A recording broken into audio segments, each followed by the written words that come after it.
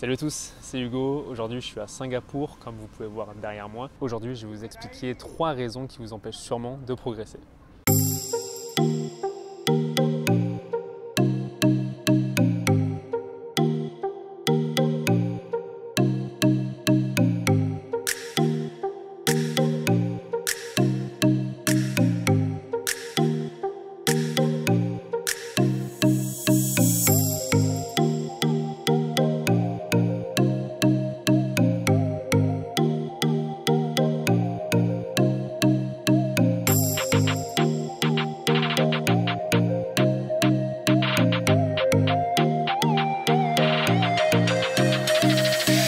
Donc la raison numéro 1 qui vous empêche bien trop souvent de progresser, c'est un entraînement inadapté. Donc qu'est-ce que j'entends par là? Un entraînement inadapté, c'est bien souvent des exercices trop compliqués ou trop d'exercices pour les mêmes muscles. Je vois bien trop souvent des débutants qui entraînent les groupes musculaires tels que les pecs, le dos, etc. avec de nombreux exercices, par exemple 3, 4, 5 par séance, alors qu'au final on ne fait que répéter la même fonction. Moi, ce que je vous conseille, c'est de choisir 1 ou 2 exercices maximum avec lesquels vous êtes à l'aise et chercher à progresser dessus. Par progresser, j'entends pouvoir charger facilement dans le long terme pour pouvoir gagner en muscle et en force.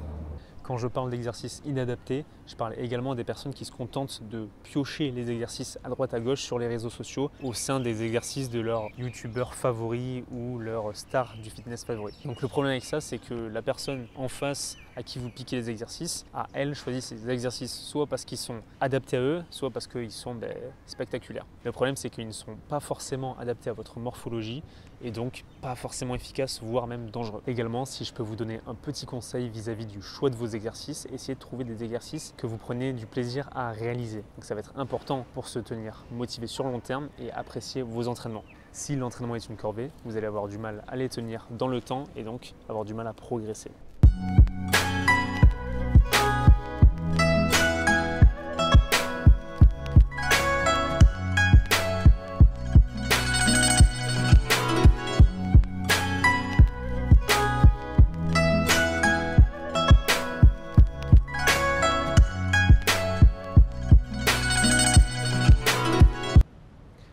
Deuxième conseil, veillez à sa récupération. Par récupération, j'entends le sommeil, veillez à avoir une assez bonne dose de sommeil, mais également veillez à adapter ce sommeil et cette récupération de manière générale à son entraînement du jour. Quand je parle d'entraînement, je parle d'entraînement en salle, mais également de toute activité en dehors de la salle qui pourrait nous fatiguer. Par exemple, si vous avez eu une semaine assez difficile au travail, veillez à adapter votre entraînement. Vous serez moins dans le mood, du coup vous serez moins performant et donc plus fatigué et plus apte à vous blesser.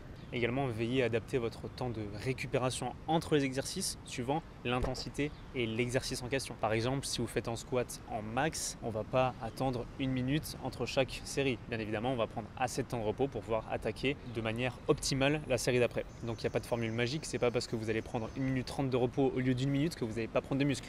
L'important, ça va être vraiment le stress que vous allez placer sur votre corps, sur les différents tissus. Et si vous ne vous reposez pas assez, ce stress ne sera pas assez élevé et donc il n'y aura pas progression ou du moins pas progression optimale. Et pour finir, veillez à adapter votre alimentation et votre hydratation aux différents critères que j'ai dit précédemment. Par exemple, si vous êtes dans une période de stress accru, donc des examens, le travail qui stresse ou alors des max en musculation, imaginons, on va veiller à bien s'alimenter de manière basique, donc légumes, fruits, etc. pour éviter toute surinflammation de la part de l'alimentation. Donc en résumé, on essaie d'adapter l'alimentation, l'entraînement et le repos à la forme du jour et à l'entraînement en cours.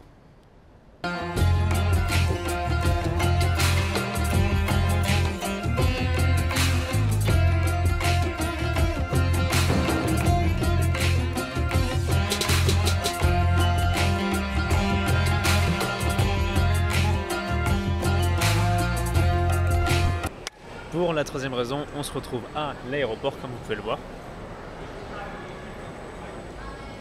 Et cette raison, tout simplement, c'est que vous êtes trop souvent trop dur avec vous-même. C'est important d'accepter, que ce soit en sport et dans la santé en général, qu'on n'est pas toujours au top de la forme et qu'on a des petits coups de mou, donc il faut prendre ça en compte. Pour pallier à ce problème, je conseille de réguler les entraînements en fonction de sa forme du moment, donc éventuellement baisser le volume, baisser l'intensité, prendre plus de repos, faire des séances plus courtes. En résumé, n'oubliez pas que l'entraînement est pour la majorité des personnes, si ce n'est pas votre métier, plus un défouloir. Et il est important de souligner qu'on pratique ce genre d'activité pour le côté bénéfique. Donc le défouloir, le côté santé, le côté esthétique, etc.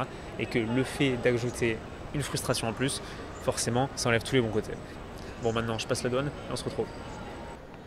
Voilà, j'ai passé la douane, donc je suis prêt à partir pour de nouvelles aventures. En attendant, si la vidéo vous a plu et que ce genre de concept alliant voyage, santé, sport vous intéresse, vous pouvez liker, partager la vidéo et vous abonner.